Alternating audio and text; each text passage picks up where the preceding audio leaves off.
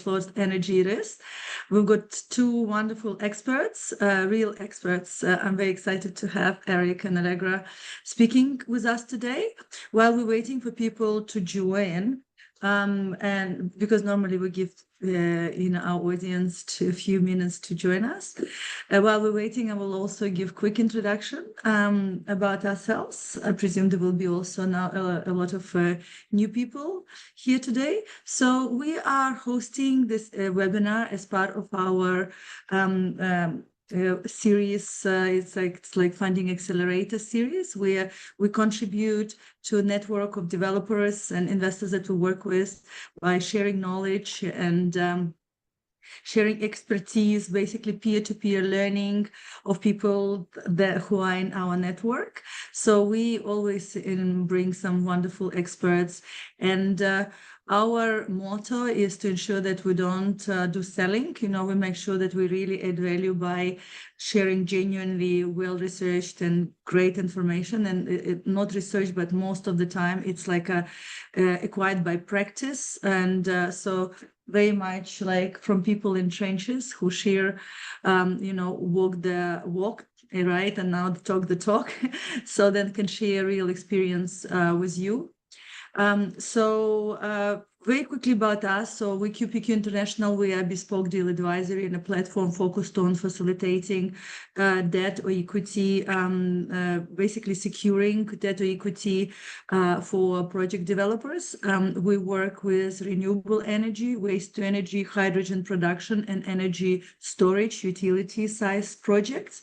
Projects that we support are start probably for about $10 million and up. No upper limit. We've got a very large network of investors. We work with some of the leading private equity and infrastructure funds, guys like BlackRock, EIG Global Energy Partners, I-Squared Capital, Denham Capital, and most of the IPPs. So we've got we're a team of 32 people, and we're actually growing by one team member by about a month. Yes, yes, we're excited to see also our network of developers grow. As of today, we've got over 850 developers that we work with to help them scale, to help them attract world-class partners and funders, and help them achieve their visions. So this is our passion. And at the same time, our passion is to make our planet green again, so we have something to live, habitable world for our children. So now with that, I would like to kind of so I think it's enough. I think whoever wanted to attend should be already here. Before you introduce Allegra and Eric, I would also like to add a few kind of technical bits for people who are joining and will be participating in this webinar, if you don't mind. Yeah. Yes, of course. Sure. We have allocated about 10 to 15 minutes of this webinar in the end of the session for Q&A. So we have, it's not you don't submit your questions at the chat. You just put it at the Q&A, and then in the end of the webinar, we will attend as many questions as possible. Also in the chat, I will be posting Eric's and Allegra's slides, so for you guys to be able to download. I will also share with you a link where you can submit your projects. As Oksana mentioned, we help developers to raise project finance, both bringing strategic equity partners and helping to raise debt, and we also help developers to sell projects. So if you have projects or someone who needs funding or have projects to sell, we would be happy to look at it. You can send it either through that link that I will submit, that I will share with you in chat, or you can send it directly to my email, which I will also mention. I think one more important point that we wanted to emphasize, that we will be this year proudly attending, not as just visitors, but we'll have our booth at Intersolar in Munich. That's from 19th to 21st of June. So it's coming in a couple of weeks. So whoever is in Europe, whoever is planning to attend Intersolar, will be happy to meet you there.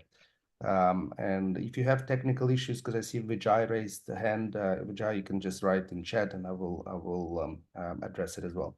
But with that, Oksana, please go ahead, introduce Eric and Allegra, and we can carry on.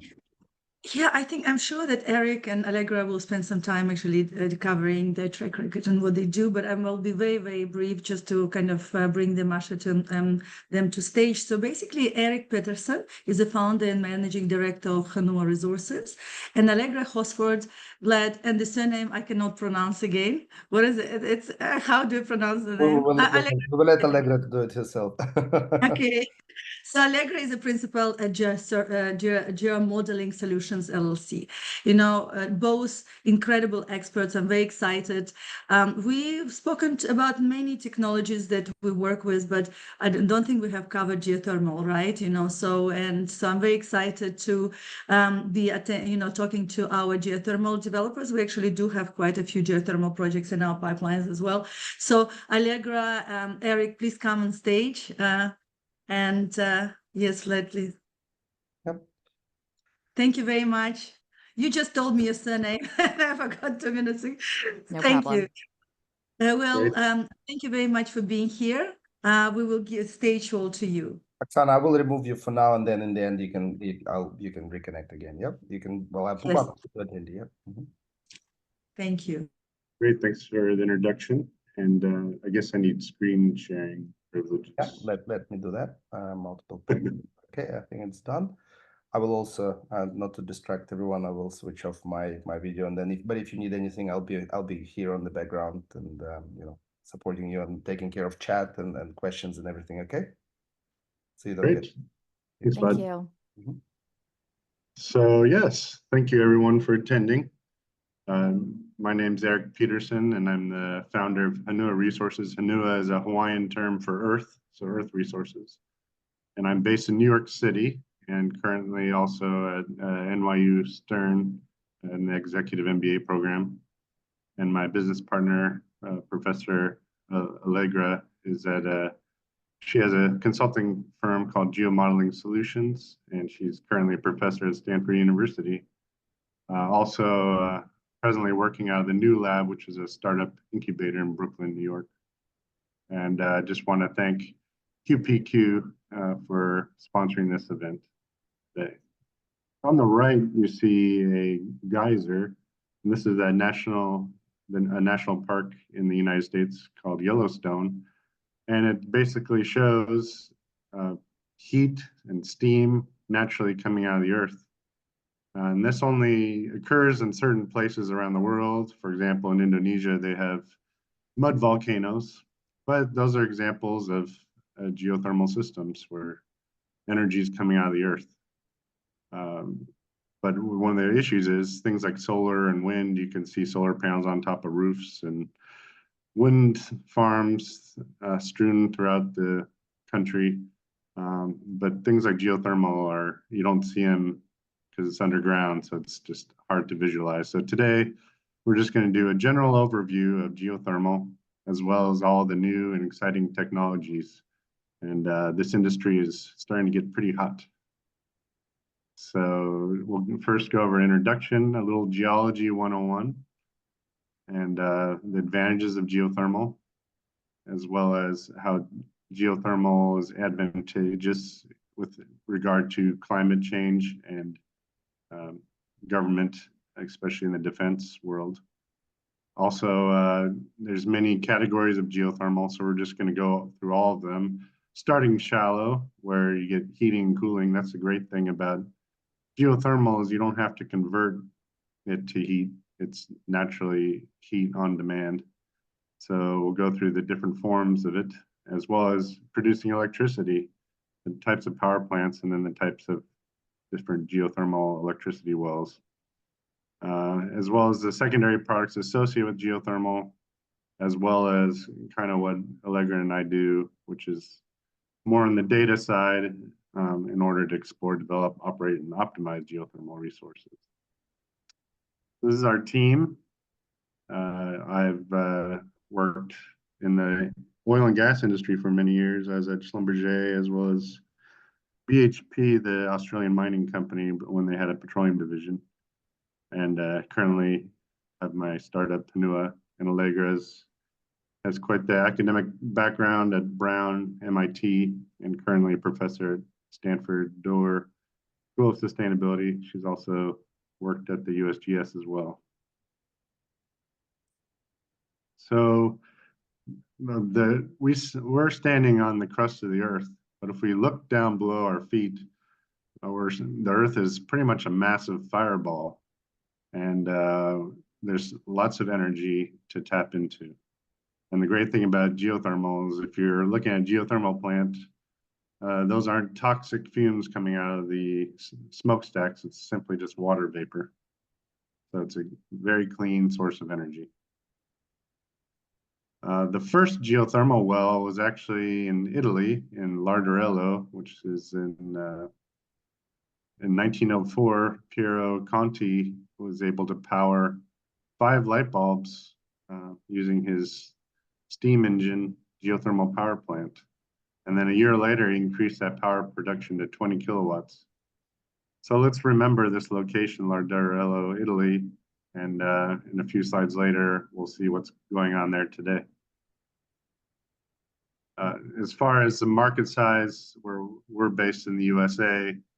According to the EIA, the US Energy Information Administration, most of the energy in the US is still hydrocarbon based, natural gas, petroleum, and coal making up the majority of the pie. Renewable energy is still only about 13% of the matrix, and geothermal is only 1.6% of that. However, the Department of Energy in some recent reports believe that geothermal has some explosive growth potential, where the current market size is about 4 gigawatts of production. They believe by 2050 it's going to grow exponentially to 90, even 120 gigawatts. And most of that's going to be due to a form of geothermal called EGS, which we'll get into in a few slides later. And this EGS geothermal is really going to start taking off in 2030. So we're here in 2024. So we got a few years to get ready for this huge growth. So what is geothermal? It's basically, according to the Oxford Dictionary, is relating to or produced by the internal heat of the earth.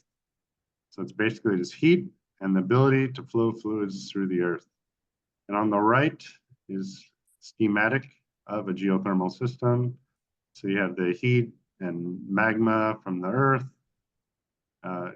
intersecting with the fractures where there's fluids in them.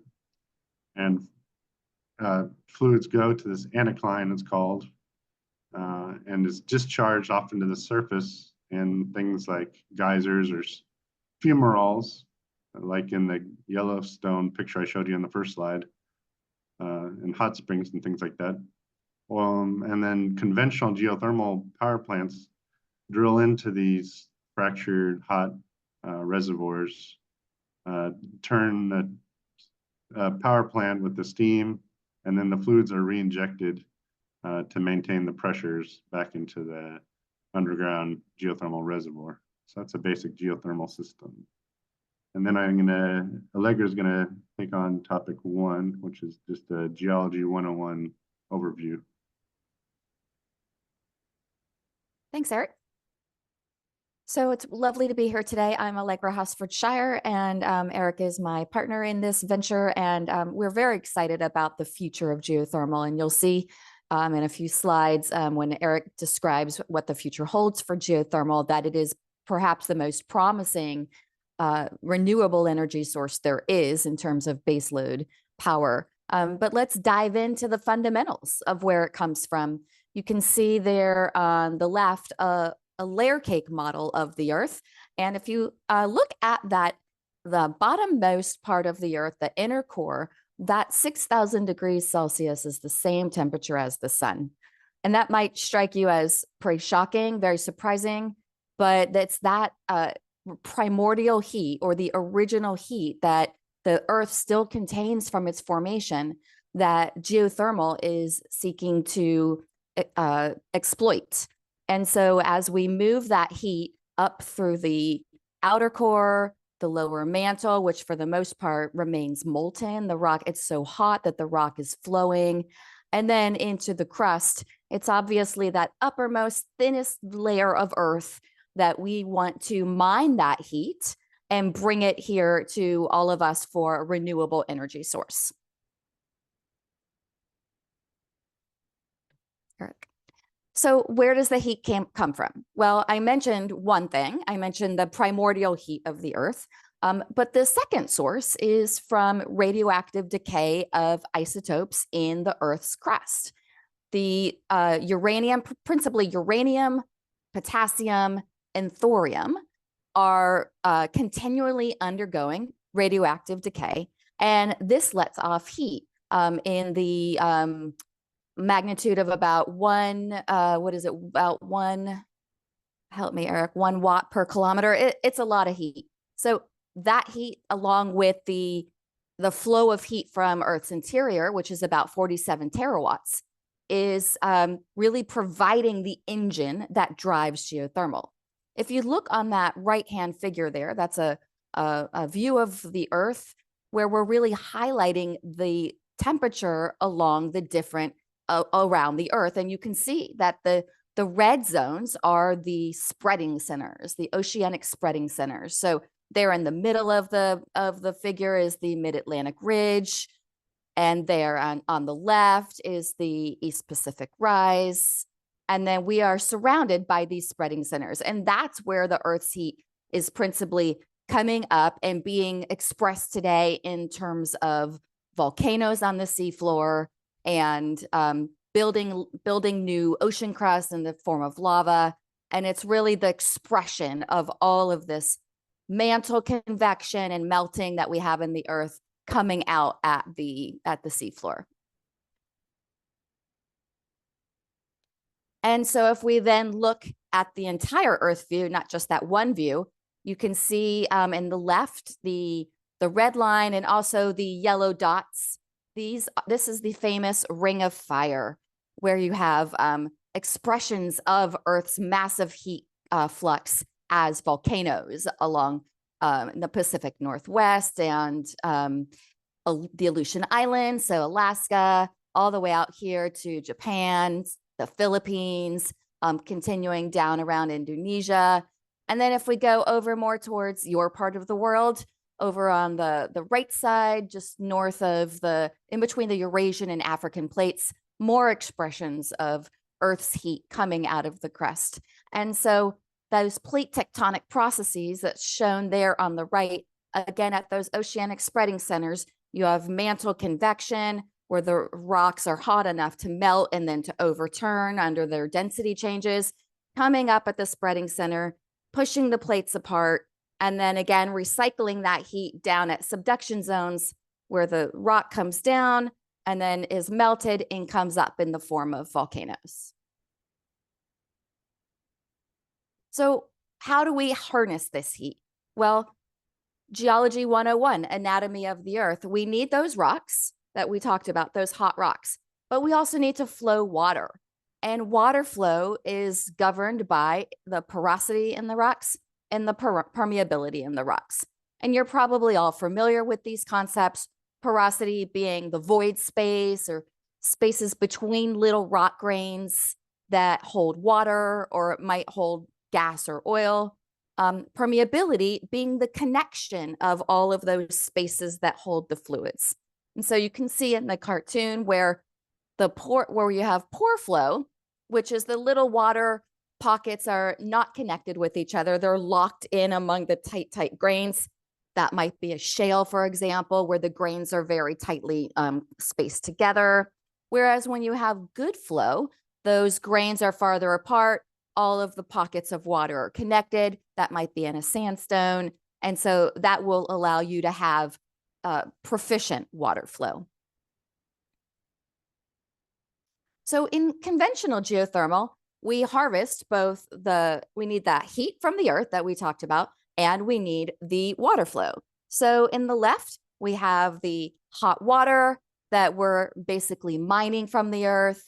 It's coming up into this power plant, generating steam that turns the turbine that is connected into the power grid in some manner. And then at some point, we inject the water back into the earth. And so it's a closed system. It's a loop. You're continually mining the water, putting the water back in, harvesting the heat, and using it for power. And I love this shot on the right. This is in my backyard. It's about a 2-hour drive north of where I live. This is the geysers area in California. This is a natural hot spring area where the cities around these hot areas are pumping wastewater from the town. So very renewable. We're actually recycling wastewater from the towns, pumping that underground, mining the heat, and then bringing that back up to power a power plant. But it's not just in my backyard, as we talked about. Here are a couple of sites, one in the Philippines on the left, and then, as Eric teased in the introduction, back to Larderello, Italy, the site of the very first power plant from geothermal. And this power plant in Tuscany has been in operation since 1911. That is really inspiring, that we've known how to do this for a long time, and that we can, use this exact same technology around the globe to harness this baseload power.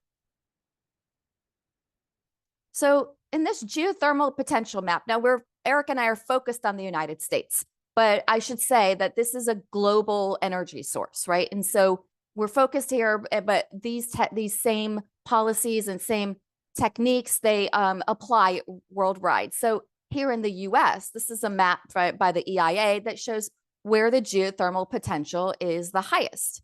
And the darkest areas are where it's most favorable. Now you can see in this map that there's really a dichotomy, right?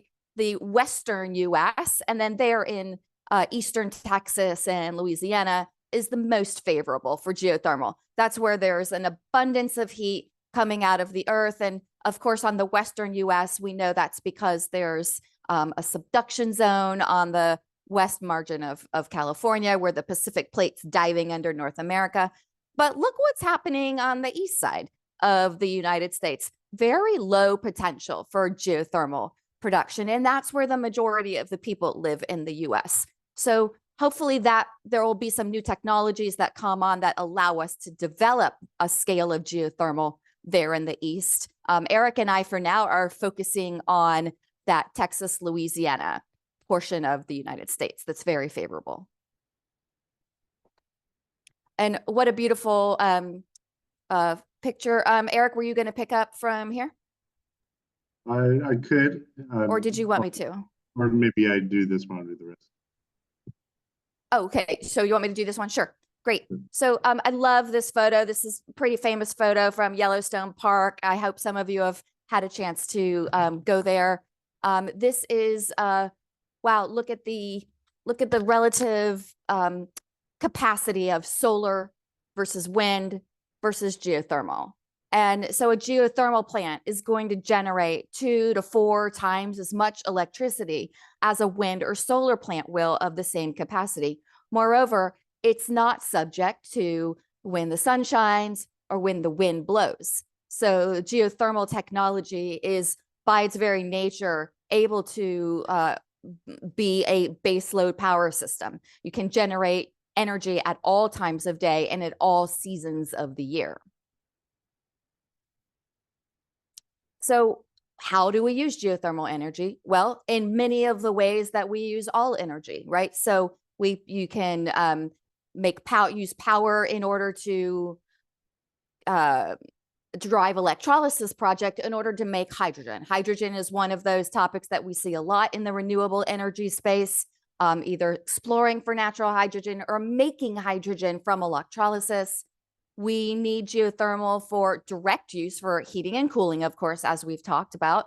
But we might also use it for driving direct air capture and really partnering it with CO2 sequestration.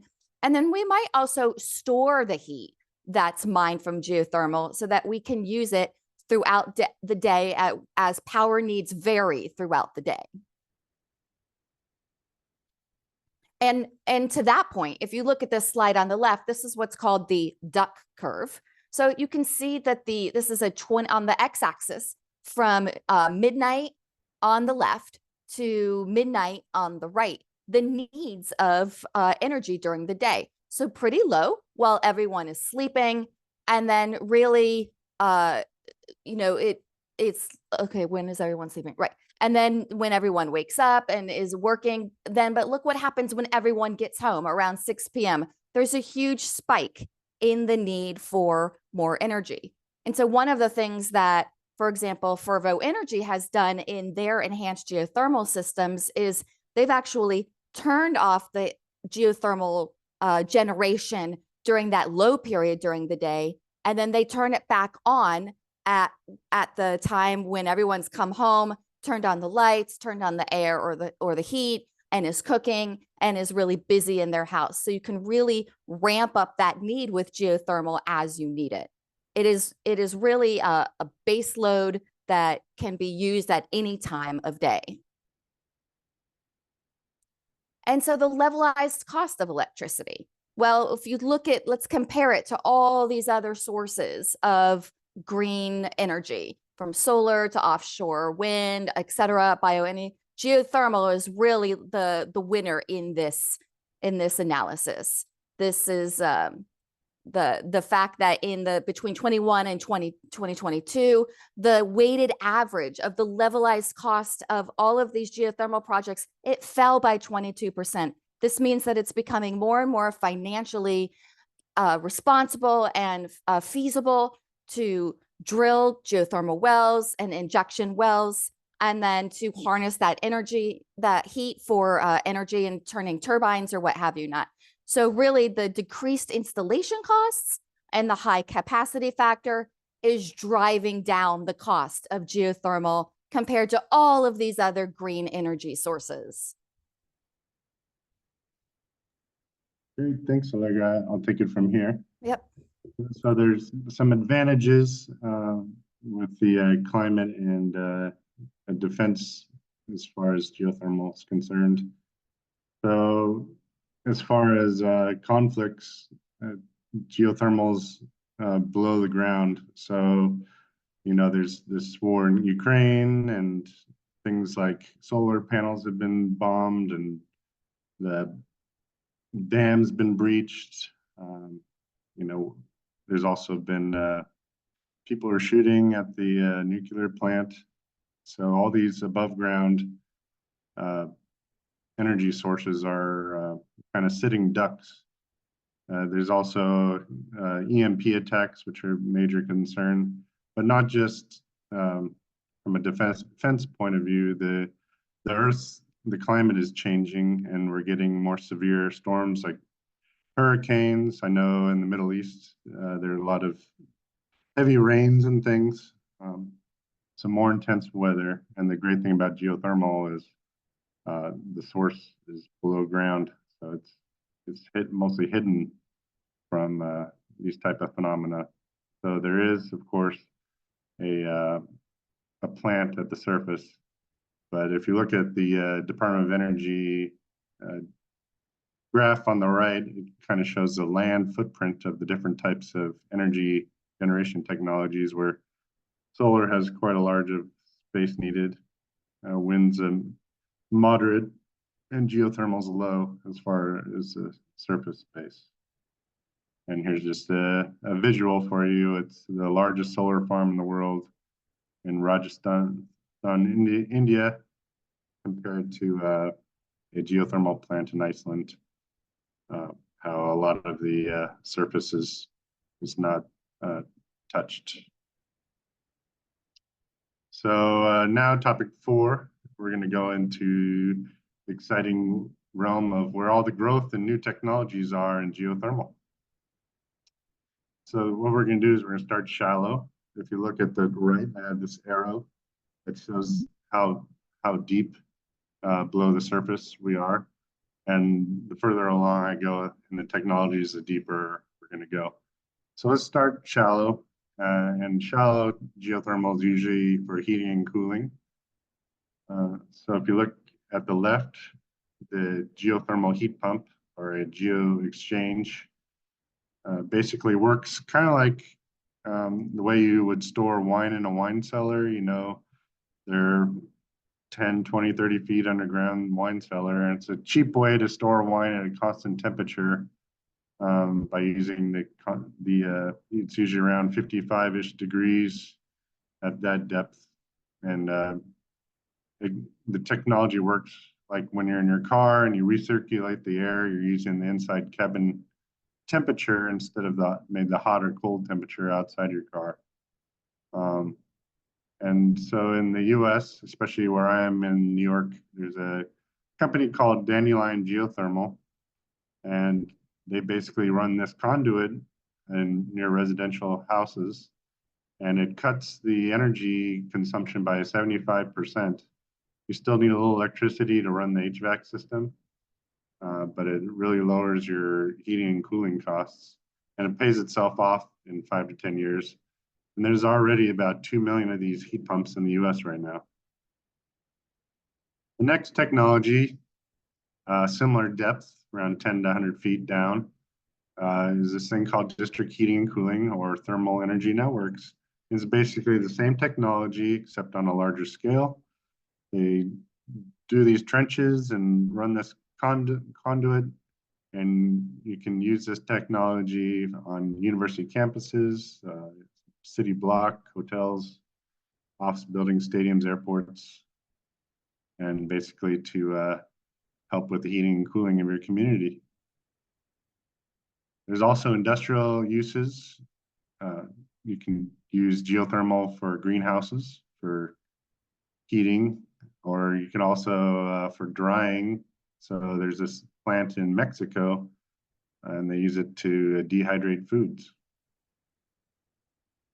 So now let's talk about geothermal and electricity. And first thing I want to touch on is there's different surface power plants. The most basic one is the dry steam power plant on the left. And it's basically just taking hot gases out of the earth, turning a turbine, and re-injecting it into the ground.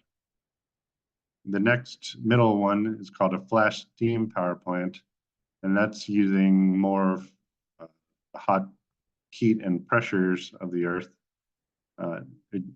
The hot water hits this flash tank, and it converts it due to pressure changes from a liquid to a gas, which runs a turbine, and it's re-injected back into the reservoir rock.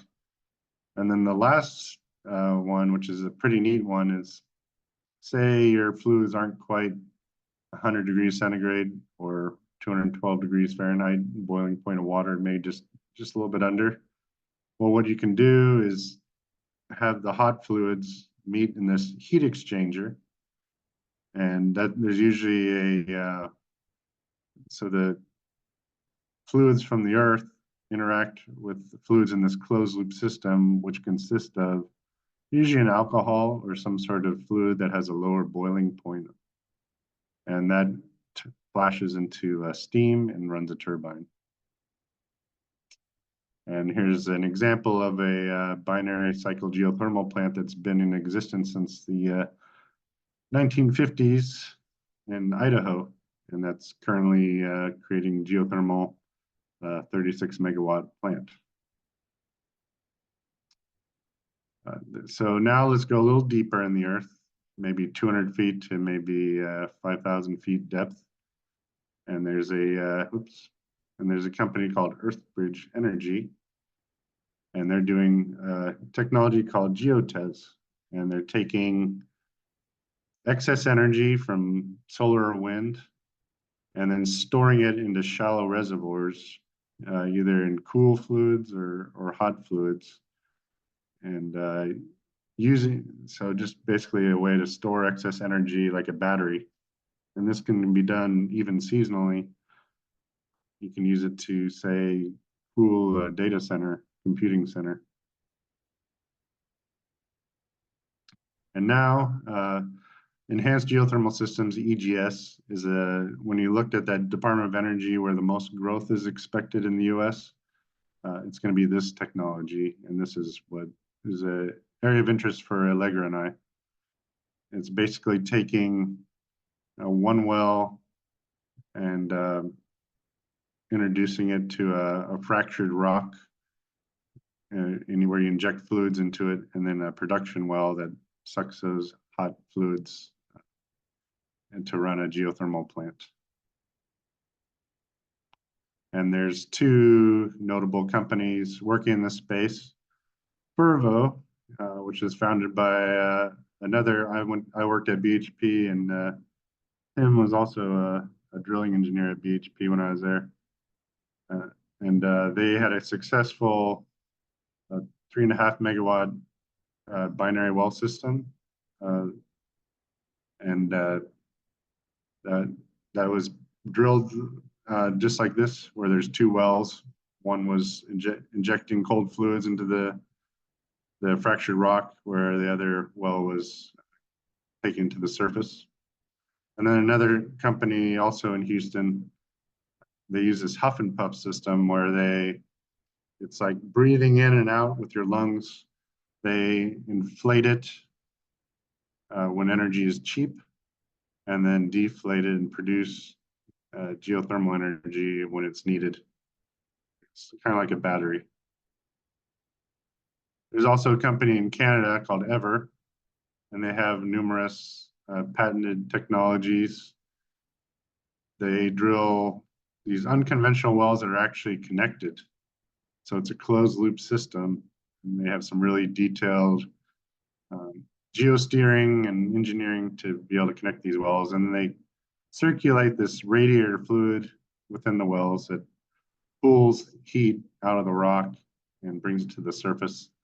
And you can do this either for electricity or for heating buildings. And this technology is deeper, 1,000 to 20,000 feet depth. So next generation EGS or AGS, this is in the US, where the darker areas are the most optimal areas to do this. So a lot of tests are being done in the Utah area, Nevada region right now. There's also a lot of opportunities in places like California and Texas and Louisiana, Colorado, etc. And this is going to be where most of the growth is. As you can see on the right bar chart, conventional geothermals, about 40 gigawatts of resource availability, whereas this next generation EGS AGS is 5,500 gigawatts. And I just have some check marks here showing all the great things about it. It's going to take people that worked in the oil and gas industry and give them jobs in this industry because they're similar skill sets. No fuel costs because the fuel is under the ground. There's lots of geography to take advantage of. And this is an area where Allegra and I are interested in, is we want to reduce the cost of geothermal by recycling and reusing existing wells. So in the US, there's millions of oil and gas wells drilled. And one of the problems is methane leaks. So as these wells get older, usually a big company like Chevron or Exxon will sell it to midsize, and then midsize will eventually sell it to a mom and pop small owner, and they just don't have the money to seal these wells properly. And what happens is they leak methane, which is, some say, 34 times worse than CO2. So if we could take these wells and convert them to geothermal, and then we can prevent methane leaks in the future by owning and managing these assets. And these wells are very expensive, especially the unconventional wells, $5 to $10 million each. So if we could take the drilling expense out, we can save millions of dollars per well. And this is what we intend to do. Is the first well in this example is a depleted well. So the operators produce 5.906 BCF of gas, and they're looking to shut it in soon. And well number 2 on the left is abandoned and currently leaking methane. So what Allegra does is these reservoir simulations, and this is actually from a paper that I helped publish while I was at BHP with And it shows those two wells being simulated, and there's connectivity between the two wells. So what we do is this. We take the gas well and turn the first well into an injector well. We pump either water or possibly even CO2 gas into the well. It flows horizontally across through the fractures to the producer well, where it's brought to the surface and produces electricity. And there's lithium brine potential, electrolysis, and direct carbon air potential. And one thing we can think about is no matter what you inject, if you do CO2, whatever, even if you don't produce it, there's a tax credit, $180 a ton, if you inject CO2 and it's sequestered. So whatever you inject, you're going to make money off. And then the simulations that Allegra does, we can simulate on the computer before doing it in the field. And then one other neat technology is from a company out of MIT called Quaise, and they're using this millimeter wave drilling. And this is going to allow you to go possibly up to 20 kilometers in depth and access temperatures that are 500 degrees centigrade. And that will open up places, as Allegra mentioned, on the East Coast of the US that because you can go anywhere in the world and get geothermal at 20 kilometers depth. And just some secondary products associated with geothermal.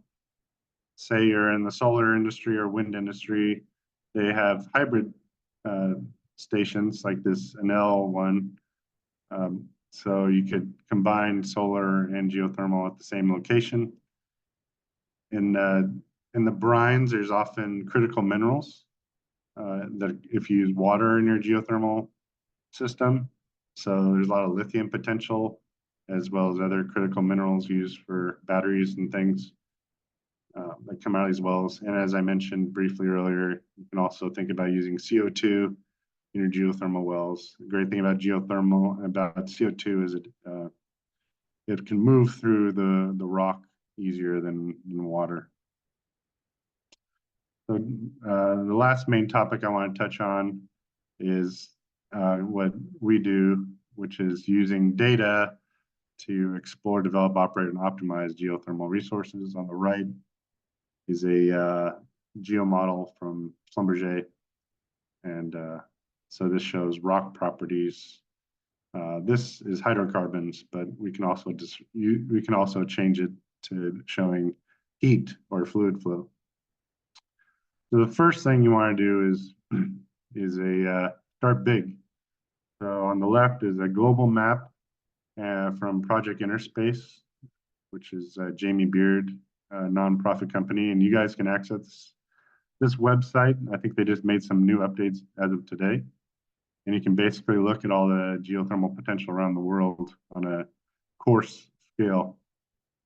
And then on the right, we go more in detail and say we identify this region in the US that has a hotspot. The next thing we want to do is acquire data to build a model to interrogate it in more detail. So you take GIS data on the surface, you take well data, as well as on below is a seismic image. So that's basically a CT scan of the Earth, same technology. And then a person like myself, a geophysicist, can create these maps and interpretations of the wells. And then I give all these maps and interpretations to Allegra. And this is actually from a publication I helped at BHP. And it shows a detailed rock property model of this. In this case, it's where the hydrocarbons are, but again, it could also show where the heat is, as well as simulations of the wells to help you identify before actually doing a field test. You can test it on the computer. So we use the data to acquire the best acreage and infrastructure. And then once we have those assets and we're producing geothermal, you can use fiber optics, lots of sensors as well as AI, machine learning to control how much you're injecting, and that way you're producing at the most optimal rate by constantly monitoring your system. So just to conclude, on the left is from the U.S. Department of Energy GeoVision report. It really shows that at all temperatures, there's a geothermal solution. For low temperatures, there's things as mentioned like the heat pumps to heat and cool your home or your neighborhood. And then as you get a little hotter, you can do greenhousing or drying, industrial type heating and cooling. And then as you get hotter to boiling temperatures, so 100 degrees centigrade or 212 degrees Fahrenheit and above, then you can do the geothermal electricity power plants. And if you get really hot, you can do the electrolysis for hydrogen production. So there's lots of potential for growth. The costs are coming down. As I mentioned, there's lots of different technologies from shallow to deep. And the bottom image just is another item from the GeoVision report showing where the growth is going to be. So right now, EGS and geothermal is only about 2% of the renewable energy generation in the US, but by 2050, it's going to be about 20%. So a lot of growth potential. And for heating and cooling, right now there's about 2 million heat pumps in the US, and that's supposed to grow to 28 million. So that's what we have. And feel free to email us if you have any questions about geothermal or need us to connect you to someone in the industry, and we can take some questions. Thank you, Eric. Thank you, Allegra. Amazing presentation. I personally learned a lot about geothermal, and I totally agree with you. That's the best base load renewable energy source. So hopefully, well, we're already seeing quite a bit of growth in this sector. So we still have some time, and we have some questions. If you don't mind, I'll read some of those out to you, and if you could answer that to the audience, would be great. Great. Sure. So first, while you have the presentation still on the screen, David Purvis was asking about on slide 14, it shows that the temperature map is at 10K depth. Do the map contours change if you go deeper? The oil and gas industry has capability to economically drill to deeper depth. For sure. I'll take that one, Eric, and let you do the other ones. For sure. David used to work at BHP with me, so. Go ahead. Go ahead, Eric. No, you take this.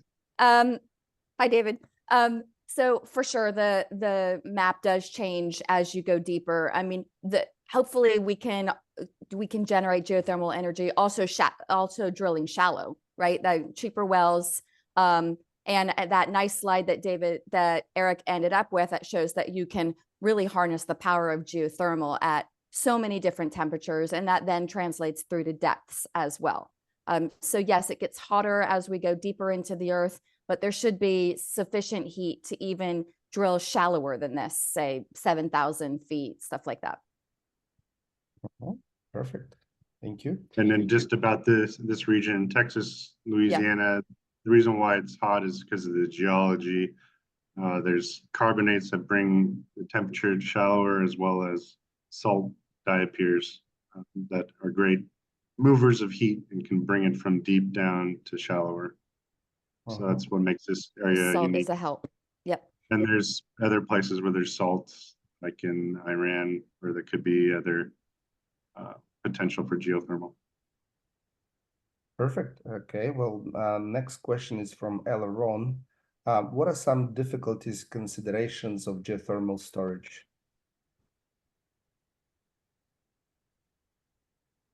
So some of the difficulties in geothermal storage? Difficulties / considerations of geothermal storage. Yeah, so I think one of the main issues, there's a company in California, California really wants to go green, but they're making it difficult with the permitting issues. Yeah. So oil and gas still has more easier advantages to permitting than geothermal, although there have been some, as people are becoming aware of geothermal, the government's starting to expedite things a little quicker. But that's been one of the main holdbacks is permitting. Okay. Another question is, what is the capex per megawatt for standard geothermal tech, including development costs? So it varies. If we're so it's about, what is it, $70 to $90 per megawatt hour, or what the contracts are going to buy geothermal right now, and then the cost to the geothermal operator is usually around, I'd say, $50 to $70 per megawatt. So, but what we're trying to do is lower that cost even lower to maybe $45 a megawatt, maybe even lower. That's more on the by OpEx using side. wells. Yeah, that's sorry for interrupting. That's Oh, more yeah, on the yes side. So what about capex? So basically, Okay. what does it cost So yeah. to build a So the thing with geothermal is it's often, well, there's different types of wells. For EGS, an oil well can be $5 to $10 million to drill. The geothermal well, if you want to do it properly, is going to be larger diameter. So in, say, the Haynesville, it's a 4-inch well at 10 to 14,000 feet depth. You're going to want maybe a 6, 8, 12-inch well. So yeah, it could easily be about $10 million per well, and you need at least 2 for a binary system. So yeah, you could use 20 million bucks would be probably what it would cost to drill 2 wells. But what we want to do is reuse existing wells, Of course, cut out millions of dollars of drilling costs. which makes perfect sense for sure. Yeah. Another question from Kevin Millen. What temperature do you believe is the minimum for the most optimal temperature range? Would you switch to a supercritical carbon? So I suppose maybe it's 2 separate questions, but would you switch to a supercritical carbon dioxide and use BORC or flash? And what is the optimized system in your view?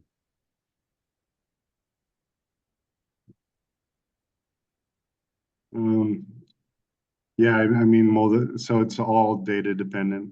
And so what we need to do is find a region of interest, create models, and then Allegro would do simulations using different media. So she might test on the computer water versus CO2, and then so it's all data dependent.